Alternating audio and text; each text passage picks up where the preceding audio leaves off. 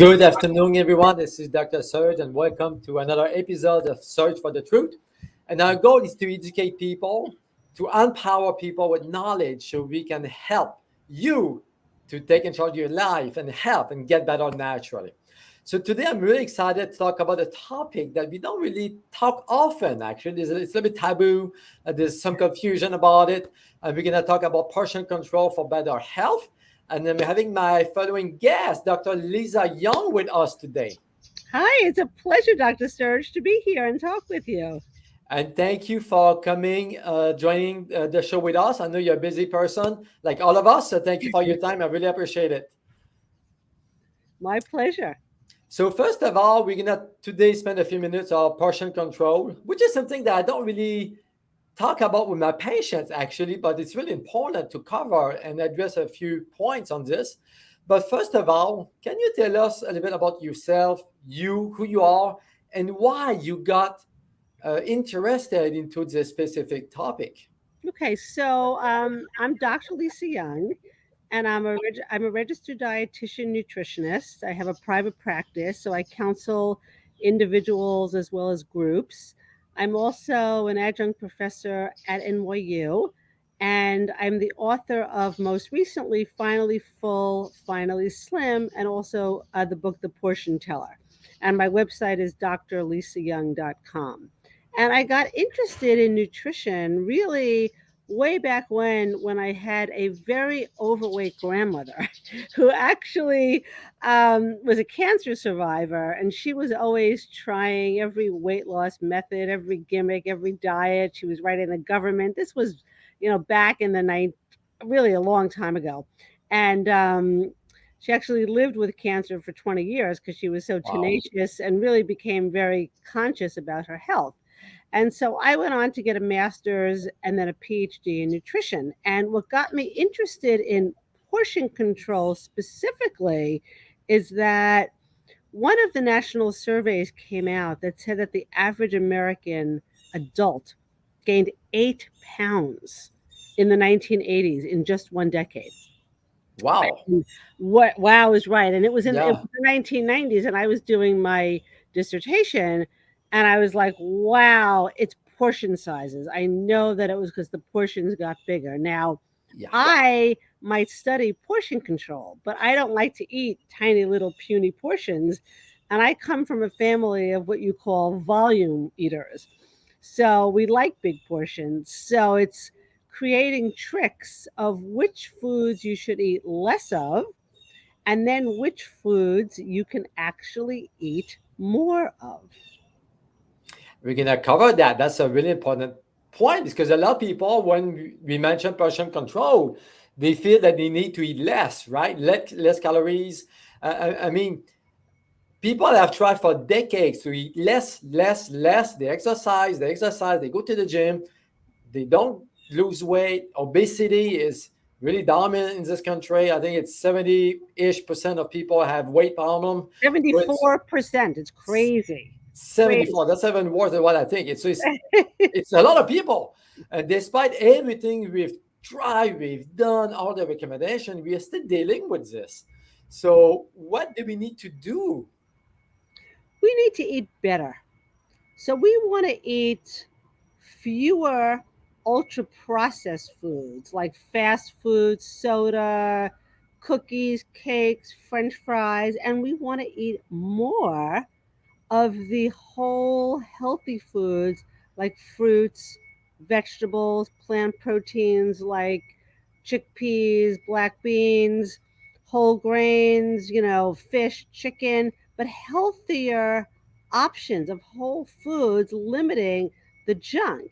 And we do need to pay attention, especially to the portions of the ultra processed foods, which have gotten so big.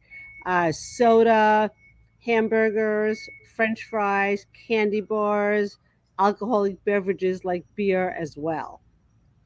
That reminds me of the movie, right? Super Size Me. Yes, I've seen Some that time ago, right? movie. Super Size all the, I mean, it's a thing. So you actually seem to pay less for supersizing the food than what you typically get. So people go for it. So they get more food for same price or cheaper, but it's all junk food. You got So it. Yeah. first of all, can you explain to us what is portion control? Because that's a big thing, but people don't really fully get it. Okay. So portion control is really paying attention to the portion sizes that are on your plate and to what it is that you're eating. Now, people get very confused when they look at a food label and they see that it says serving size and then there's calories and all sorts of other information. Most people eat more than a serving and the servings have gotten bigger. But Yeah, those are not recommendations. So the serving size on a label is simply on the nutrition facts panel just to tell people in this amount of food, a half a cup, they just changed the ice cream serving from a half a cup to 2/3 of a cup. So in this 2/3 of a cup serving of ice cream, you're going to get X amount of calories, X amount of added sugar, X amount of fat, et cetera, et cetera, et cetera. People confuse a yeah, serving, which is on a food label, with a portion, which is what you eat. A portion is what you eat.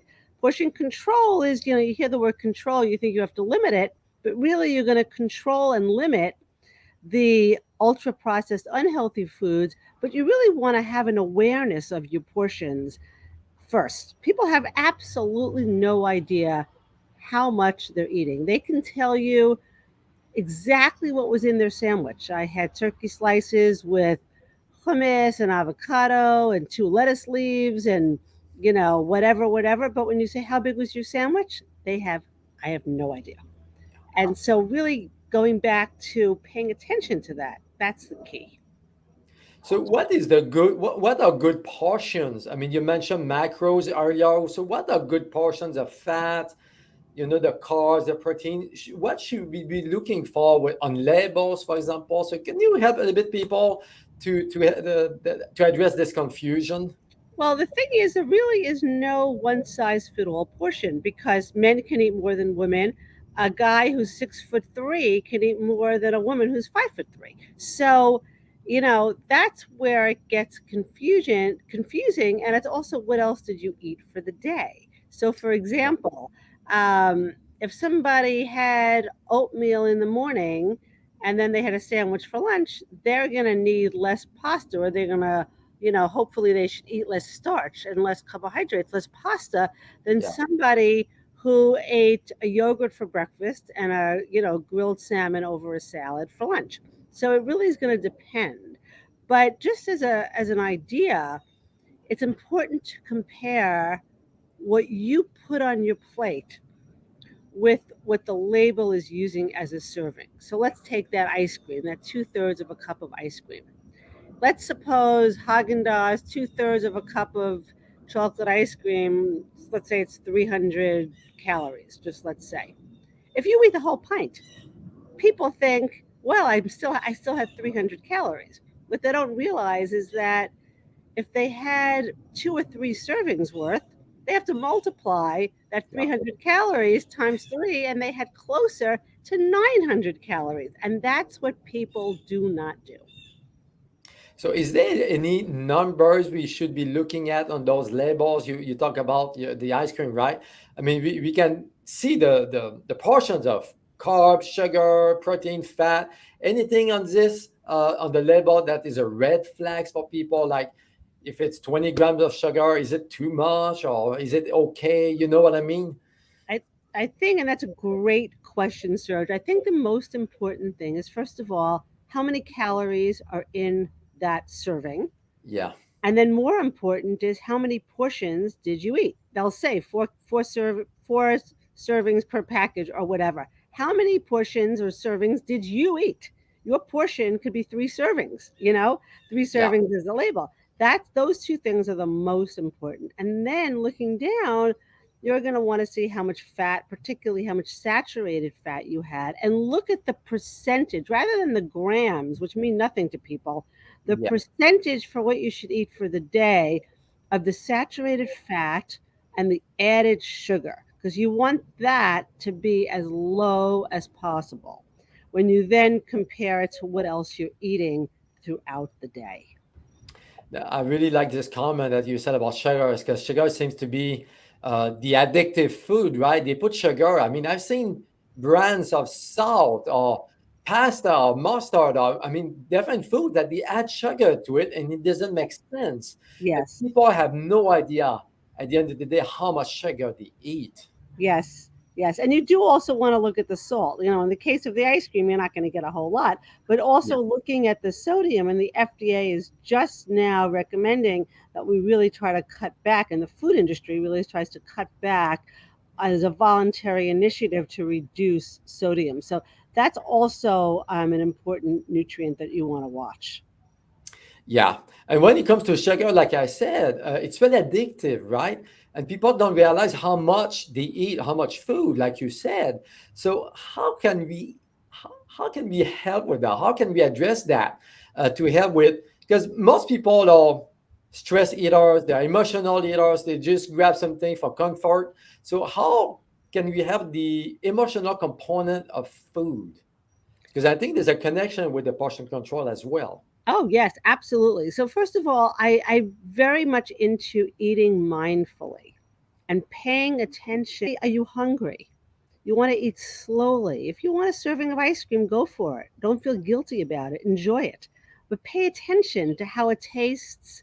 Eat it slowly, savor it. Don't eat it straight from the tub, but put it on a nice glass dish. Sit down and really pay attention. So I think that helps us enjoy our food much, much more than we're just guzzling it in and then walking down guilt trip lane. So that's something that is super, super, super important. And I have to agree with you because I have experienced that myself. Sometimes, we're busy, we don't take the time to eat. I will eat on the go, or I will stand up to eat. And when I do those things, it seems that I eat more food at the end of the day. I feel fuller, I don't feel as good. But when I take some time to sit, Mhm. talk with my family or friends, I don't eat as much. And I take time to chew my food, and I take time to digest the food. Absolutely. I think that's part of portion control. Oh, absolutely. And the other part of portion control, a part of any healthy eating plan, is what you bring into your house is what you will eat. Even if you think it's for the kids, it's for the dog, it's for this, it's for that, if you bring it in, you are going to eat some. So make sure that you make healthy eating the easy choice and surround yourself with other healthy foods. Bring in a lot of fresh and frozen produce, lots of different colorful fruits, veggies. Have a bowl of strawberries, a bowl of blueberries, baby carrots right there front and center in that refrigerator so that you grab that instead. Keep the cookies and the cake not on the counter, but on the top shelf in the cupboard, so you have to get on a step ladder to get it so that it's not convenient. Keep the healthy foods convenient, which is why when you go to CVS or any supermarket, you see candy bars and junk food right at the checkout Yeah. because they think it's a convenient place, which it is, and that's when you have an impulse buy. So make those foods less accessible. Don't say they're impossible, but make them less accessible. That's a good point. I remember back in the days when I was a college student, I would get out at 12 o'clock at night or 1 o'clock in the morning, go to the store, get my candy, my ice cream, my cakes, my sugar. I had no control over my food intake. And that was part of my journey. My body started to break down. I got all those conditions. But when I started to address the quality of the food, I think that's what you're trying to say here. So if you get good quality into your body, you don't have to worry too much about portion control if you pay attention to how your body's feeling. Absolutely. And the other thing that's so important is you don't have to eat less. People think they have to eat less and they have to eat what they don't like. You want to eat better and you want to know which foods. I have a chapter in my book, Finally Full, Finally Slim. Which foods to supersize and know which foods to downsize and eat what you like. If you That's a don't good like it, point. don't eat it. Yeah, that's a really good point. It's all about moderation, right? Trying what works for you. Yes, And sometimes people go extreme, right? I have patients who do the HCG diet, for example. It's 500 calories a day. They starve all the time. They don't eat food and they are miserable. And you don't have to do that to lose weight. So, what exactly. are a few tips that you will recommend for weight loss? Because that's one of the main thing, if not the main thing in the US, weight.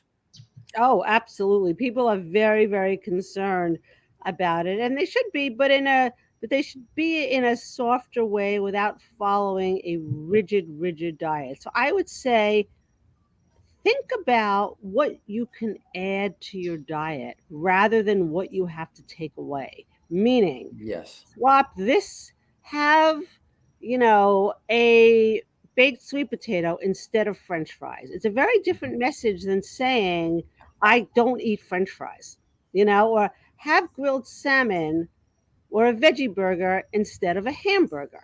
So you're giving yourself and you're empowering, or anyone who works with patients, whether you're a psychologist, nutritionist, social worker, give them empowering, positive messages.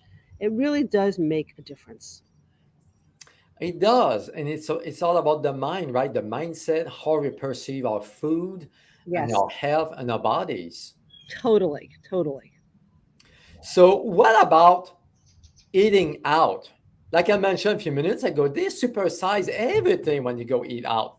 So, how can you combat that? Because when you go eat out, you don't necessarily have the control of your portions. Yeah, that's a great question. Now, first of all, because the research shows that, we spend, half of our food budget on foods outside the home, and foods prepared outside the home have more sugar, Yeah. fat, calories, and sodium. So we want to, again, eat better. First tip is eat before you eat. Never go to the restaurant so famished that you're going to devour the bread basket. Yes. That's very important. I would say cook at home more often, but I'm not going to tell people not to eat out. Just don't eat 3 meals out a day. Another very important message is start your meal with a salad or a soup, something that's very veggie based, as your Mhm. appetizer. Yeah. And then for your main dish, if it's a place like an Italian restaurant, you might get one pasta dish and one fish dish, or share two things, a veggie based entree and then one meat, like the fish, the chicken, the steak. It's tremendous, the portions, and that's enough to share. And then get more of a vegetarian dish and share the two of them. And put your fork down between bites and acknowledge your company. I watch people who go out to eat, they don't talk to each other, they just gulp. They go and they're on their phone all day, all the time, and Yeah, they don't enjoy the moment with their family. exactly. So if they would do that, I think that would help a lot with the portion control, like you said, and they would not overeat for sure. Right, and even take 5 minutes before you start eating to just eat mindfully, just for 5 minutes. Taste Yes. the food, put your fork down between bites, eat slowly. Don't let the pace of somebody else control what you eat and how you eat. Especially if you're at like a dinner party with a lot of people, with 6 plus people, you let the table orders, and they in the fast pace of the talking and the eating, and you watch what everyone else is doing. Just tune into your own inner wisdom. Eat intuitively, tune into your body. Really good point. And that's what I've seen with people, or at least the Americans, because I'm from Canada. And when I moved to the US, I could see that people don't really know how to eat. I mean, they eat in their car, they eat driving, they eat on the go constantly, constantly. The stress is high, your cortisol hormone is high, you don't take the time to rest. And when you eat all the junk food, it just compounds to the whole problem. Totally, I totally agree with you. And I was so impressed when I went to France because over there we would spend 3 or 4 hours eating a meal. We would drink wine and we would do this, we would do that. And I've never seen somebody overweight over there. Even though they eat really rich food, as you know, but they don't have weight problem over there. Here's the difference: they don't eat, they dine. So Yeah. they take the time to eat slowly. They eat what they like. And do you know, Serge, that even if you go to a McDonald's or a Burger King in France or in England or any place, their portions are smaller because the Europeans don't value quantity as much. They value quality. Americans, we don't care about if it's good. We're moving in that direction, but we care about how big is it? Am I getting the best bang for my buck? That's a very big difference. That's a really good point because over there they would spend $30 on a bottle of wine or $20 on a piece of cheese. It's all about the quality. And I was reading some stats some time ago, and that was about how much the American was spent on food, right, as opposed to other countries. Hmm. And I think it was the country. I think it was one of the countries that spent the less money on foods. Like you said, we want the best food. I mean, the most food for the less money, Yep. Yep. but we are losing the quality of the foods with that. Exactly. And we also have so many choices. Like in Italy, they have olive oil and vinegar as their salad dressing. They make a vinaigrette. Yeah. You walk down the aisle and you have an entire aisle of salad dressings. Low fat, low carb, keto friendly, low sodium, high this, low sugar. It's so confusing. I Yeah. make my own salad dressing, with olive oil, a vinegar, maybe a drop of honey, some mustard, however I want to make it. But you're using real ingredients and you're controlling how much salt or sugar you're adding. Yeah, yeah, good point. We need to go back to basics. Cooking at home, buying good quality food. I mean, I remember when I spent a month in France, we would go every day to the supermarket, buy Hmm. vegetables, we buy a piece of meat, whatever it is. Everything is fresh, nothing is frozen. There's no junk food over there, not as much. So I think the mindset is so different. It's the Totally. opposite, totally Oh different. yeah, absolutely. Totally different. Totally different. So what about snacking between meals? Again, people are confused. Some diet or some professional will say, don't snacks between meal. Some people say, yeah, you have to eat throughout the day. So is snacking part of portion control? Absolutely. First of all, I don't think there can be one rule that says everybody has to snack or nobody should snack. I mean, just like there's no one size fits all diet or weight loss plan, some people shouldn't even try to lose weight. Some might want to. I think it's important to look at the person, and really focus in on what is best for them. But in terms of snacks, like I need for myself, I need an afternoon snack. And then I Yeah. need like an evening snack after dinner. That's what I like. Some people might want a mid morning snack. I don't need that. But keep the snack healthy. And as I write in my book, Finally Full, Finally Slim, create the perfect pair. That means don't just have an apple because you're just carbs and you'll be hungry an hour later. Maybe Yeah. have an apple with some peanut butter. Have a frozen banana with almond butter. Have some veggies with maybe some hummus. Have a chickpea salad. Have maybe a minestrone soup. So make something, always have protein or healthy fat, avocado maybe, with some whole grain crackers. Have Yeah. two things together. Yeah. Good point. So as a final, it's been more than 30 minutes already. So time flies. It's unbelievable. So what would be a final piece of advice to people who want to improve their health when it comes to portion control and food in general? What would you say as a starting point? I would say start with where you're at, tune into yourself, ask yourself, what do you like? And what are some habits that you need to change for yourself? And most importantly, try to add a fruit or a vegetable at each meal and at each snack. So in the evening, like when you want sort of a fun snack, frozen grapes are really good. Or take blueberries that are frozen, like frozen blueberries, and put them in the microwave and you have sort of like blueberry pie. Make it fun. But Yeah, trying to add a fruit and vegetable to each meal is you're thinking about what can I add yeah, versus what can I take away, and you're going to be practicing better portion control because you'll eat less of the cookies, of the cake, of the junk food. And those are the foods that you really want to limit anyway. Man, you're touching a really good point here because I know I have experienced this years ago when I changed my diet. When you start adding good foods to your body, you stop gradually craving the sweets and all the junk food. And it's much easier to stick to a good, healthy Yep, diet plan. absolutely. Absolutely. Awesome. So, how can people reach out to you if they have any questions or anything they want to know about you? Yeah, so I would love to be in touch with people, with anyone who wants to reach out. Just go to head to my website, which is drlisayoung.com, and you can send me an email, lisa@drlisayoung.com, or you can also reach me on social media at Dr. Lisa Young on Instagram, Facebook, Twitter. Feel free to check me out. I'm more than happy to help anyone who's looking for counseling tips. You could also check out my books, however I can help, I would love to.